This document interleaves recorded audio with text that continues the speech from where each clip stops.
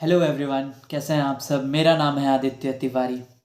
आज के इस वीडियो में मैं आपसे बात करने वाला हूं कि क्यों कुछ इन्वेस्टर्स रेगुलरली प्रॉफिटेबल रहते हैं, क्यों कुछ ट्रेडर्स रेगुलरली प्रॉफिटेबल रहते हैं और क्यों कुछ बहुत लॉस पे लॉस करते जाते हैं। होता है ना कि अगर आप किसी का पोर्टफोलियो देखें तो उसके पोर्टफोलियो में किसी किसी के पूरे शेयर्स ही ग्रीन है। एक शेयर भी ऐसा नहीं है जो रेड हो, जो लॉस दे रहा हो। तो ऐसा क्यों होता है, इस पे थोड़ा डिस्कस करते हैं। देखो, सबसे पहली बात तो आप किसी भी ट्रेड को ले रहे हो या फिर शेयर को ले रहे हो तो उससे पहले आपको इतना तो पता होना चाहिए कि आप वो शेयर क्यों ले रहे हो।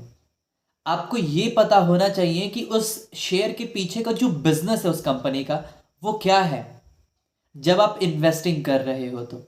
और अगर आप कोई ट्रेड ले रहे हो तो आपको ये पता होना चाहिए कि उस ट्रेड के पीछे का आपका स्ट्रैटेजी क्या है, क्या रीजंस है ट्रेड लेने का। ट्रेड लोगे तो स्टॉप लॉस क्या होगा, टारगेट क्या होगा, कैसे ट्रेड को मैनेज करोगे। तो ये सब चीज आपको पता होना चाहिए।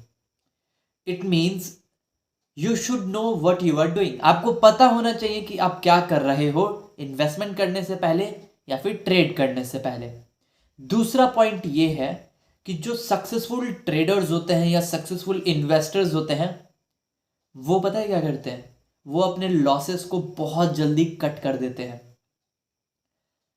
अगर कोई कंपनी या कोई स्टॉक या कोई ट्रेड नेगेटिव जा रहा है, एक्सपेक्टेशंस के विरुद्ध जा रहा है, जो सोचा था वो नहीं हो रहा है, तो अच्छा इन्वेस्टर जल्दी से जल्दी उन शेयर्स को बेच देता है। लॉस को कभी भी होल्ड ना करें। थोड़ा पेन होता है कि यार 40,000 का लॉस हो गया है, यार इसको कैसे बेचूं मैं। रिमेंबर वन थिंग, कभी भी आपको अपने लॉस वाले ट्रेड्स को होल्ड नहीं करना है। अगर आपका कन्विक्शन हट गया है स्टॉक पे से, तो अगर बिजनेस पे से आपका कन्विक्शन हट चुका है ना, ये यार ये बिजनेस में कोई खासियत है नहीं और फिर भी स्टॉक गिरते जा रहा है गिरते जा रहा है, बेचो। जल्दी से जल्दी बेच के निकलो, उस पैसे को कहीं और लगाओ मेरे भाई। तो नंबर वन क्वालिटी, कि आपको पता है कि आप क्या कर रहे हैं। दूसरा, अपने लॉस वाले स्टॉक्स को जल्दी से जल्दी बेचो। अगर आप ट्रेडिंग कर रहे हैं तो अपने लॉसेस को कट करो जितना जल्दी हो सकता है। इन्वेस्टिंग कर रहे हैं तो उन स्टॉक्स को बेचो जो स्टॉक्स आपके लॉस में जा रहे हैं, और उस पैसे को उन स्टॉक्स में डालो जो स्टॉक्स आपके प्रॉफिट में है। Like cutting the losses and increasing the position in profit stock.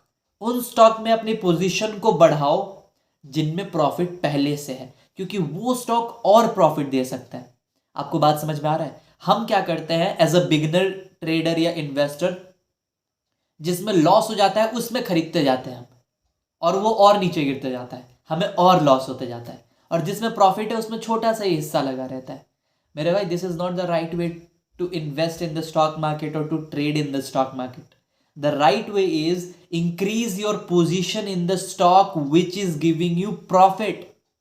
जो स्टॉक आपको प्रॉफिट दे रहा है उसमें अपने इन्वेस्टमेंट को बढ़ाओ, और जो लॉस दे रहा है उसमें मत बढ़ाओ।